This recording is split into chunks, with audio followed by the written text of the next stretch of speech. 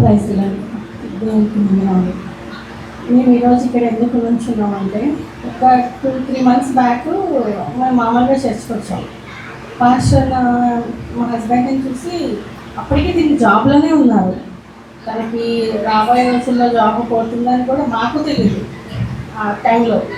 Pastor అన్న ఈయన చూసి మీకు బ్రదర్ మంచి జాబ్ వస్తుంది, మీరు దేవుడి వల్ల ప్రార్థన చేసుకోండి అని చెప్పారు.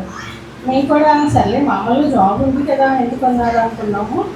ఈయనకి డిసెంబర్లో జాబ్ లేదు, ఇంకా మీరు లే ఆఫ్ అవుతున్నారు, బెంచ్ మీదకి వచ్చేసారని మెసేజ్ వచ్చింది ఈయనకి.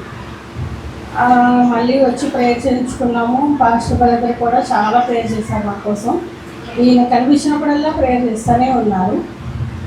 సో రీసెంట్గా 1 వీక్ బ్యాక్ తనకి పాత ఆఫీస్ నుంచి ఎగ్జిట్ మెయిల్ వచ్చింది, కొత్త ఆఫీస్ నుంచి ఆఫర్ మెయిల్ ఒకే రోజులో వచ్చింది.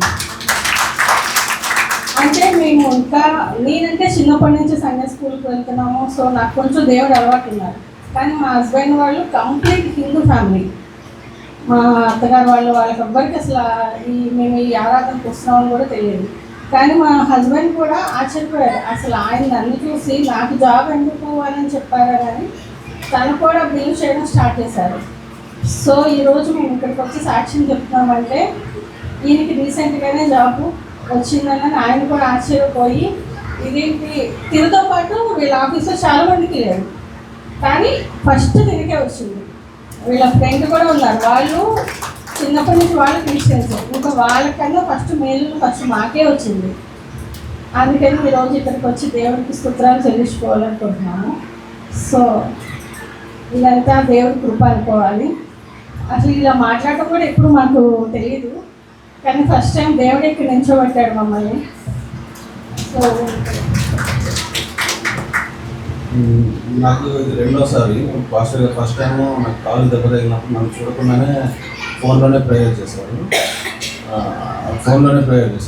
అప్పుడు కూడా చాలా పెద్ద నొప్పి, కానీ చాలా తక్కువ పెయిన్తోనే నేను బయటపడ్డాను. తర్వాత రెండోసారి జాబ్ గురించి నాకు 1 డే కూడా గ్యాప్ రాకోకుండా శుక్రవారం ఎగ్జిట్ అయితే మండేకంతా కొత్త జాబ్ వచ్చేసేలాగా, ఒక్కరోజు కూడా డబ్బులు ఇంకా ఎక్కువ మంచి అమౌంట్ వచ్చేలాగా కూడా జరిగింది. కాబట్టి చాలా థ్యాంక్స్ చెప్పుకుంటున్నాను.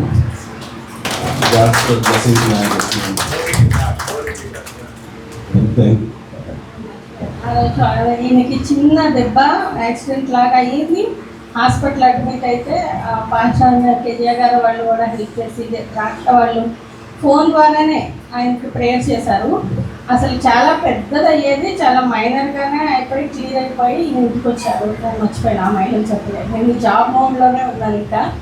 సో అలాంటి మేలులు అయితే చెప్పాలంటే చాలా ఉంది నాకైతే చిన్నప్పటి నుంచి. ఈరోజు నేను ఇంత మంచి లైఫ్ లీడ్ చేస్తున్నానంటే బికాస్ ఆఫ్ గాడ్. ఎందుకంటే నేను చిన్నప్పటి నుంచి సండే స్కూల్కి వెళ్ళేదాన్ని.